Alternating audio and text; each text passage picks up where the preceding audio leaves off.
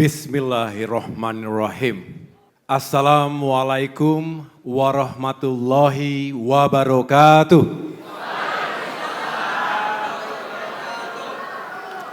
Salam sejahtera untuk kita semua. Shalom, Om Swastiastu, Namo Buddhaya, salam kebajikan. Puji syukur kepada Tuhan Yang Maha Esa, kita masih diberikan kekuatan untuk berkumpul di tempat ini dalam keadaan sehat walafiat. Setelah berkampanye di Jawa Barat minggu lalu, saya dan Anissa melanjutkan perjalanan pada minggu ini ke Jawa Tengah. Hari ini saya berada di Yogyakarta, kota pelajar, kota budaya, kota perjuangan sekaligus kota pertahanan. Di era perang kemerdekaan, Jogja mampu bertahan dan melakukan perlawanan terhadap penjajah.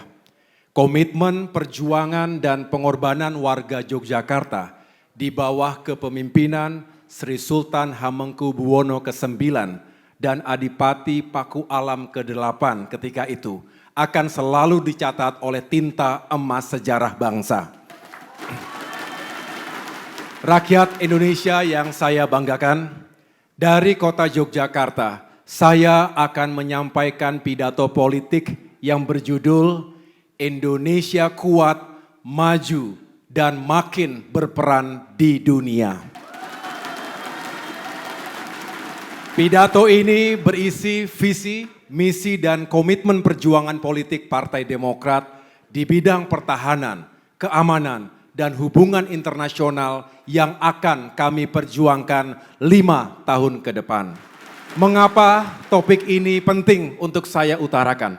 Usai debat ketiga Pilpres minggu lalu yang mengangkat tema pertahanan, keamanan, dan hubungan internasional, beberapa kali saya ditanya oleh para sahabat media, akademisi, dan berbagai kalangan masyarakat terkait isu-isu sesuai tema tersebut. Pertanyaan itu disampaikan di tengah-tengah kegiatan kampanye saya.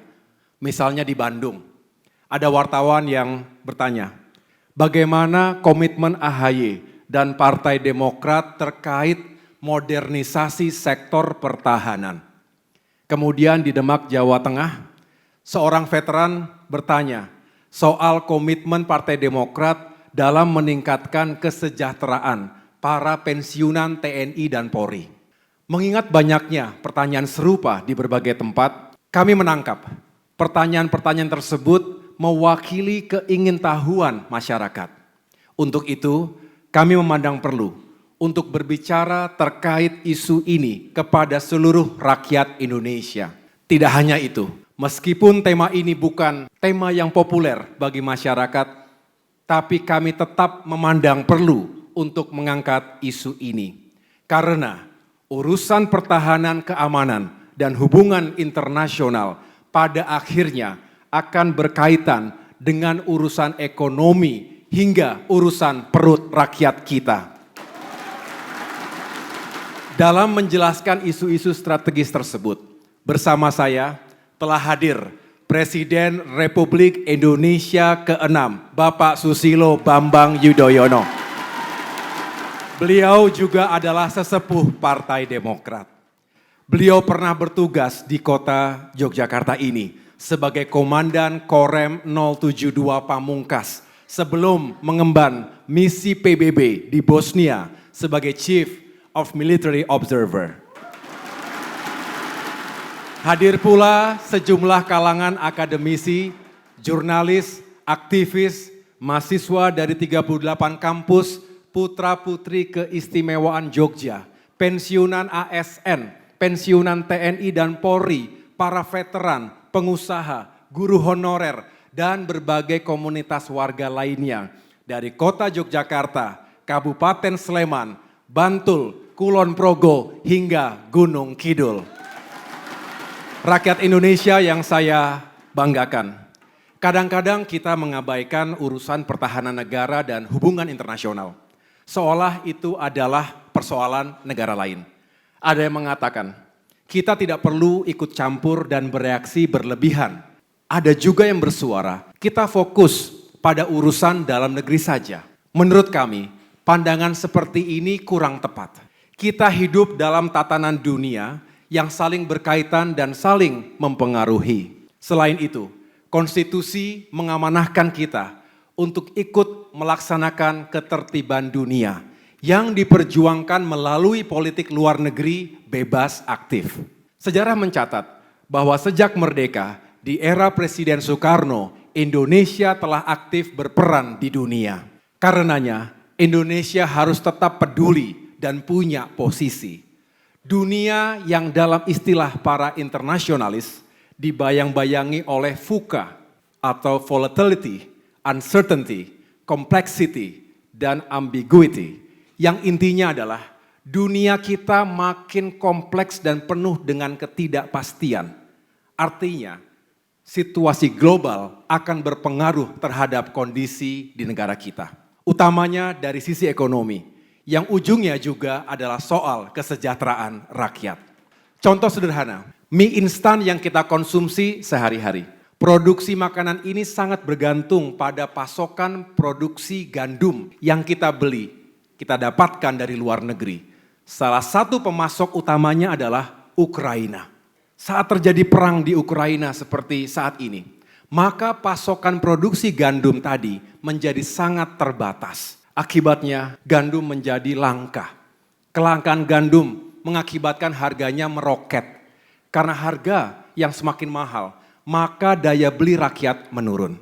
Selain perang, kita bisa lihat efek pandemi yang melanda dunia 3 tahun terakhir ini. Akibat pandemi, permintaan barang turun. Dampaknya kita kehilangan pasar, sehingga beberapa perusahaan di tanah air sebagai bagian supply chain dunia berpotensi tutup. Pada akhirnya pengangguran meningkat. Contohnya pabrik sepatu di Banten yang tutup karena menurunnya perhelatan olahraga dunia akibat pandemi. Untuk itu, kita tidak bisa menutup diri dari pergaulan internasional. Globalisasi tidak hanya menghadirkan tantangan, tapi juga peluang. Tugas kita semua mengambil hal baik dari globalisasi dan mencegah hal yang buruk. Disinilah pentingnya hubungan dan kerjasama internasional. Saudara-saudara sekalian, pasca pandemi, dunia membutuhkan kekuatan untuk segera bangkit kembali dari keterpurukan. Namun, instabilitas keamanan yang ditandai oleh perang Rusia-Ukraina maupun perang Hamas dan Israel di Gaza semakin memperburuk tekanan ekonomi global. Dampak perang Rusia dan Ukraina itu nyata. Tidak hanya memunculkan tekanan keuangan global atau disrupsi pada sisi supply and demand, tetapi juga berpotensi memicu krisis energi dan juga krisis pangan. Sementara itu, serangan Israel ke Palestina semakin membabi buta, mengabaikan hukum perang dan hukum humaniter. Melalui media, kita menyaksikan rumah sakit, sekolah, tempat ibadah, dan fasilitas sipil telah menjadi sasaran operasi militer Israel. Karena itu, kita mengutuk tindakan tersebut. Dan demi kemanusiaan dan keadilan, kami menyerukan untuk segera dihentikan. Di sisi lain, sel-sel konflik laten berpotensi memicu instabilitas keamanan di kawasan Indo-Pasifik. Mulai dari isu kedaulatan Taiwan berbarengan dengan isu reunifikasi Tiongkok dan Taiwan, konflik Semenanjung Korea, sengketa Laut Tiongkok Selatan, hingga hadirnya Pakta Pertahanan AUKUS antara Australia, Inggris, dan Amerika Serikat. Benturan kekuatan militer negara Barat dan Tiongkok bisa pecah kapanpun di kawasan ini. Jika perang Rusia-Ukraina yang nun jauh di Eropa Timur sana memberikan dampak signifikan terhadap ekonomi dunia termasuk Indonesia, lalu apa jadinya jika ancaman perang itu benar-benar pecah di Asia Timur atau di Laut Tiongkok Selatan yang jaraknya lebih dekat dengan kita, baik secara geografis, emosional, maupun relasi ekonomi dan perdagangan. Selain itu, jangan anggap remeh potensi penggunaan senjata nuklir dan senjata pemusnah massal lainnya. Jika terjadi miskalkulasi dan insiden tak terduga, bukan tidak mungkin perang besar itu bisa menjadi ancaman nyata di wilayah kita. Bahkan berpotensi terjadinya perang dunia ketiga. Di dalam negeri kita juga menghadapi berbagai tantangan pertahanan dan keamanan yang serius. Mulai dari pelanggaran wilayah batas seperti di Natuna Utara, ancaman terorisme, radikalisme, dan separatisme, perompakan dan pencurian kekayaan alam, spionase, hingga tantangan bencana alam. Kita juga menghadapi ancaman kejahatan-kejahatan baru seperti cybercrime, human trafficking atau perdagangan manusia, international drug trafficking, peredaran narkoba, money laundering, korupsi lintas batas negara, hingga potensi konflik dan benturan berbasis identitas, serta tantangan-tantangan lainnya. Saudara-saudara sekalian, untuk menjawab tantangan-tantangan tadi, Partai Demokrat berkomitmen untuk ikut berkontribusi dalam meningkatkan kapasitas pertahanan dan keamanan negara guna menjamin tegaknya keutuhan dan kedaulatan NKRI dan juga menjamin pembangunan ekonomi dan demokrasi di tanah air. Doktrin militer mengajarkan civis pacem para bellum. Artinya, jika menginginkan damai, maka bersiaplah untuk berperang. Ini langkah antisipasi dan mitigasi untuk mengurangi risiko-risiko yang jauh lebih besar. Untuk itu, Indonesia perlu terus meningkatkan postur pertahanan negara dengan membangun TNI menjadi angkatan bersenjata yang berkelas dunia, profesional, modern, adaptif, serta disegani negara lain dan dicintai rakyatnya. Saya bersyukur ketika aktif di militer dulu, pernah menjadi bagian dari tim perumus pembangunan postur TNI. Saya mengucapkan terima kasih kepada TNI dan para senior atas kesempatan yang luar biasa itu. Sebagai anggota tim, saya paham bagaimana persoalan dalam pertahanan kita, apa tantangannya dan apa solusinya. Untuk itu, saya optimistis dan ingin terus mendorong TNI dalam mematangkan blueprint transformasi dan modernisasi TNI, baik jangka pendek, jangka menengah maupun jangka panjang, sebagai acuan dalam membangun kapasitas pertahanan yang berkelas dunia. Dengan cetak biru pertahanan nasional, setiap rupiah yang dibelanjakan oleh pemerintah dalam sejumlah program pertahanan, saya yakini akan benar-benar berdampak langsung pada penguatan profesionalitas TNI sebagai tentara modern. Tentu saja tanpa melupakan jati dirinya sebagai tentara rakyat, tentara pejuang dan tentara nasional. Partai Demokrat akan berkomitmen untuk memastikan adanya alokasi anggaran pertahanan yang cukup dan proporsional guna memenuhi kebutuhan pertahanan negara sesuai dengan kemampuan keuangan negara. Saudara-saudara sekalian, dalam bidang pertahanan ini Partai Demokrat berprinsip people first. Hal ini berarti manusia atau prajuritlah yang menentukan. The man behind the gun. Kemampuan militer suatu negara akan ditentukan oleh prajurit yang menggunakan senjata tersebut, bukan semata-mata oleh senjatanya. Karena itu, bagi kami, setiap personil TNI adalah aset bangsa. Pengembangan dan pembinaan karier prajurit perlu mengedepankan merit system serta kepemimpinan yang bijak dan berorientasi pada kepentingan organisasi. Di bidang keamanan, Partai Demokrat berkomitmen untuk ikut meningkatkan profesionalisme dan modernisasi Kepolisian Republik Indonesia. Polri harus terus ditingkatkan kapasitasnya, peralatannya, juga sumber daya manusianya. Caranya, Polri harus dibangun menjadi institusi yang semakin profesional, responsif, netral, dan imparsial. Kita harus mendukung reformasi Polri sebagai institusi yang lebih mengayomi dan melayani masyarakat, melaksanakan tugas penegakan hukum dan menjaga keamanan serta ketertiban masyarakat. Sejalan dengan pembangunan pertahanan dan keamanan tersebut, tentu tidak terlepas dari upaya peningkatan kekuatan intelijen negara. Intelijen negara adalah mata dan telinga negara. orientasi intelligence mesti ditujukan untuk menghadapi musuh-musuh negara. Utamanya untuk mengoptimalkan upaya pencegahan dan deteksi dini serta penangkalan segala bentuk ancaman terhadap negara. Sesuai amanat konstitusi, kita juga perlu memperbesar peran TNI dan Polri dalam upaya menjaga perdamaian dunia.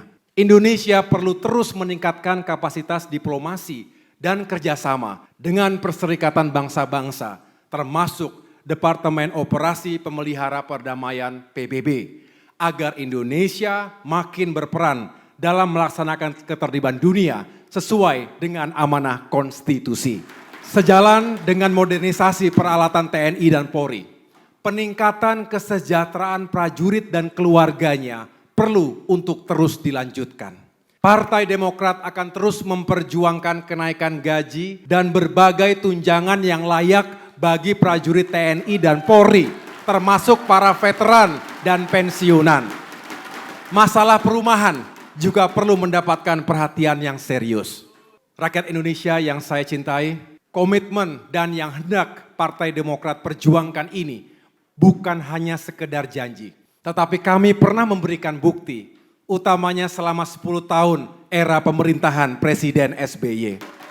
Sejarah mencatat di awal pemerintahan Presiden SBY, embargo militer dunia internasional yang berlangsung selama 12 tahun dapat diakhiri.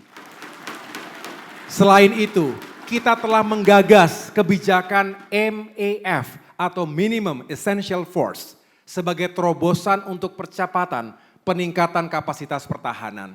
Karena alhamdulillah ekonomi kita kuat ketika itu. Kita memiliki ruang fiskal yang cukup untuk melakukan pengadaan alutsista dan langkah-langkah modernisasi TNI dan Polri lainnya. Dengan diplomasi yang kita lakukan, kita juga bisa meyakinkan sejumlah negara penjual bahwa Indonesia mampu dan layak menggunakan weapon system yang mutakhir tersebut. Kita juga mampu mendapatkan kepercayaan bahwa alutsista modern tersebut tidak akan disalahgunakan.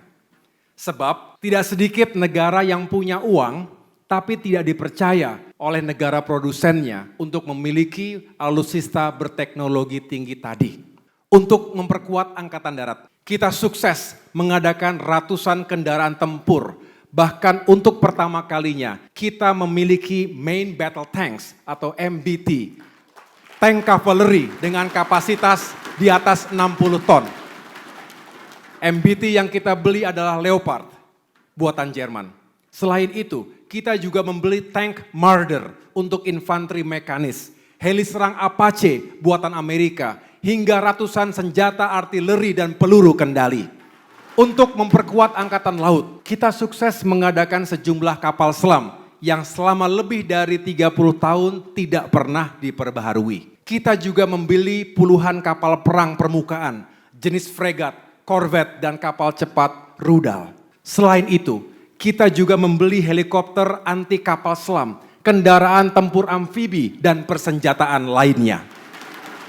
Sedangkan untuk memperkuat angkatan udara, kita sukses meningkatkan jumlah pesawat tempur berat dan ringan, pesawat angkut dan pesawat latih secara signifikan. Kita juga menambah puluhan helikopter dan memperkuat sistem pertahanan udara yang meliputi sistem rudal dan sistem radar. Kami bersyukur bahwa pemerintahan Presiden Jokowi juga melanjutkan pengadaan alutsista dan modernisasi kekuatan pertahanan kita. Kami meyakini pemerintahan 5 tahun ke depan juga akan terus melakukan pembangunan kekuatan pertahanan kita. Selain itu, kita sukses mengembangkan operasi militer selain perang, OMSP, meliputi pencegahan perang, penyelesaian konflik, menjaga perdamaian, juga mendukung pemerintahan sipil dalam mengatasi krisis dan bencana. Untuk itu, disempurnakan dengan pembangunan 7-in-1 kompleks di Sentul, Jawa Barat, termasuk Peacekeeping Center, Pusat Misi Pemeliharaan Perdamaian, dan juga Universitas Pertahanan. Kita mendirikan Universitas Pertahanan sebagai professional military education dalam rangka pengembangan kapasitas perwira militer dan sipil yang tidak hanya memahami teknis perang, tetapi juga memahami filosofi, strategi, dan kebijakan pertahanan modern. Alhamdulillah, saya juga ikut membidani pendirian Universitas Pertahanan tersebut. Di masa Partai Demokrat menjadi penyangga utama pemerintahan, the ruling party, Indonesia sukses menjadi kontributor utama pasukan perdamaian dunia. Alhamdulillah, prestasi ini juga dilanjutkan oleh pemerintahan Presiden Jokowi. Dalam misi perdamaian dunia di tahun 2006, saya juga mengemban tugas negara menjadi bagian dari pasukan Garuda di perbatasan Lebanon dan Israel. Saudara-saudara, dalam industri pertahanan nasional, guna mengembangkan industri strategis dalam negeri, kita sukses menjual kapal perang jenis Strategic Sea Lift Vessel atau SSV buatan PT PAL ke Filipina setelah mengalahkan 6 negara produsen kapal perang lainnya. Kita juga sukses menjual kendaraan tempur jenis Anoa dan Komodo buatan PT Pindad ke sejumlah negara sahabat. Dan dengan bangga kita bahkan menggunakan produksi dalam negeri ini pada misi-misi perdamaian PBB di Lebanon, di Darfur, Sudan, dan Republik Afrika Tengah. Ini menunjukkan produksi dalam negeri juga berkualitas tinggi. Sebagaimana yang saya sampaikan sebelumnya, yang mesti dipikirkan jangan hanya soal persenjataan, tapi juga soal kesejahteraan prajurit. Kita bersyukur dulu gaji TNI dan Polri termasuk pensiunan naik 9 kali dalam 10 tahun dengan total kenaikan 112%. Ada juga gaji ke-13 serta tunjangan remunerasi. Ke depan, Partai Demokrat akan memperjuangkan agar kebijakan pro prajurit ini terus dilanjutkan. Rakyat Indonesia yang saya banggakan, dalam hubungan internasional, Partai Demokrat berkomitmen untuk ikut terus mengedepankan prinsip Million Friends, Zero Enemy, serta memperkuat berbagai kemitraan strategis dan kemitraan komprehensif dengan berbagai negara sahabat. Ketika Indonesia resmi menjadi bagian dari G20 pada tahun 2008. Indonesia aktif berkontribusi dalam membangun perekonomian global yang terus tumbuh secara berimbang, berkelanjutan, dan inklusif. Di samping itu, kerjasama global ini juga berhasil memperkuat perekonomian Indonesia yang sangat kita perlukan untuk dapat meningkatkan kesejahteraan rakyat. Tentu Indonesia bersyukur ketika World Economic Forum menyebut dekade itu sebagai masa keemasan Indonesia, the golden years of Indonesia, karena Indonesia dinilai memiliki pertumbuhan ekonomi yang tinggi bersamaan dengan mekarnya demokrasi. Dalam konteks kerjasama di kawasan Asia Tenggara, Indonesia menunaikan tanggung jawabnya sebagai the big brother of ASEAN. Implementasinya, Indonesia memprakarsai penguatan konektivitas antar negara di kawasan, memperkuat ASEAN Community di bidang ekonomi, politik dan keamanan, serta di bidang sosial dan budaya.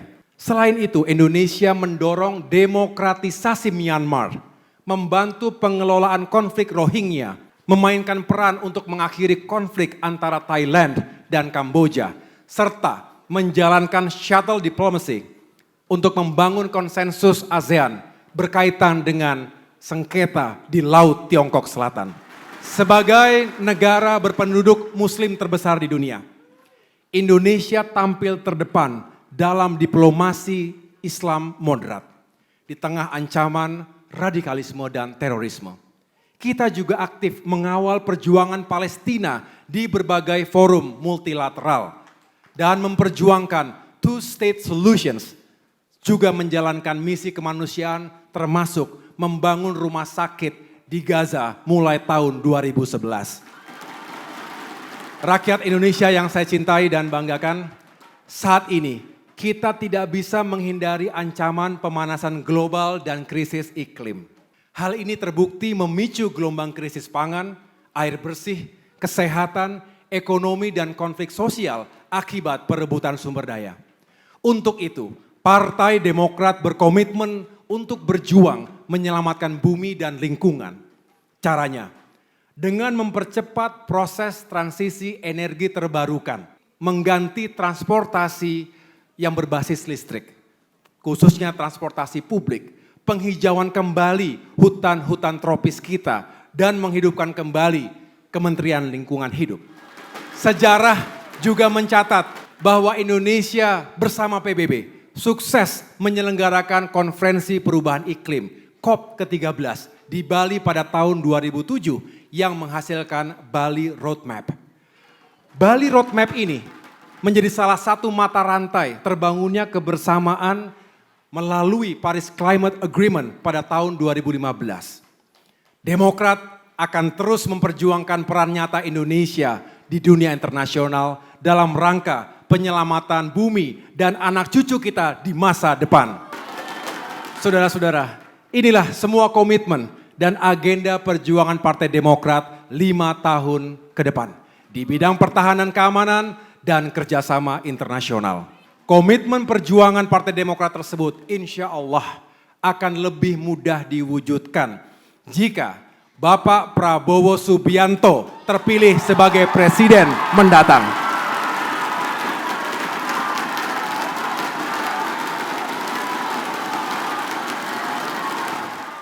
Kami yakin, Partai Demokrat yakin, kita semua yakin Pak Prabowo sebagai mantan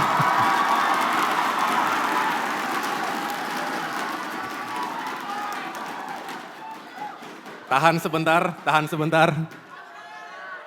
Kita yakin Pak Prabowo selaku mantan prajurit TNI dan kini mengemban tugas sebagai Menteri Pertahanan lebih memahami kehidupan prajurit dan menguasai persoalan pertahanan keamanan. Juga persoalan geopolitik dan upaya menjaga perdamaian dan keamanan internasional. Banyak yang tidak sadar dan kurang mengapresiasi bahwa jasa Pak Prabowo selaku Menteri Pertahanan adalah merelakan alokasi anggaran pertahanan secara signifikan untuk menyelamatkan nyawa jutaan rakyat Indonesia di masa pandemi. Pak Prabowo juga mengerahkan pasukan TNI untuk berpartisipasi aktif dalam merawat korban-korban pandemi di tempat-tempat isolasi. Langkah ini tidak cukup hanya dengan kerja biasa, tetapi dibutuhkan keikhlasan dan kebesaran hati. Hakikat dan prinsipnya, tugas seorang Menhan adalah melindungi keselamatan setiap warga negara. Untuk itu, Partai Demokrat mengapresiasi kinerja Menteri Pertahanan Prabowo Subianto dan jajarannya. Akhirnya, selaku Ketua Umum Partai Demokrat, pada kesempatan yang baik ini, saya ingin mengucapkan terima kasih kepada segenap prajurit TNI dimanapun berada, para perwira, bintara dan tamtama, juga para bayangkara Polri, serta para diplomat yang telah bekerja keras, bahkan melampaui panggilan tugas untuk bangsa dan negara. Sebagai wujud terima kasih atas nama keluarga besar Partai Demokrat, kami akan terus memperjuangkan transformasi dan modernisasi pertahanan, keamanan, dan diplomasi Indonesia melalui harapan yang diamanahkan kepada kami, baik melalui jalur legislatif maupun jalur eksekutif pada pemilu 2024 mendatang. Namun, sekali lagi, itu semua tidak mungkin lepas dari dukungan masyarakat kepada kami untuk merealisasikannya. Untuk itu, dengan segala kerendahan hati, kami memohon doa dan kesediaan seluruh rakyat Indonesia untuk mewujudkan semua cita-cita mulia ini bersama Partai Demokrat.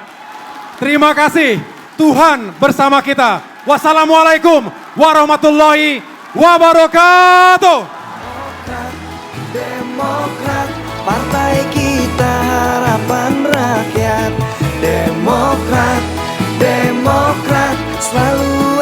ada bersama rakyat. Selalu ada bersama rakyat. Partai Demokrat, pilihan rakyat.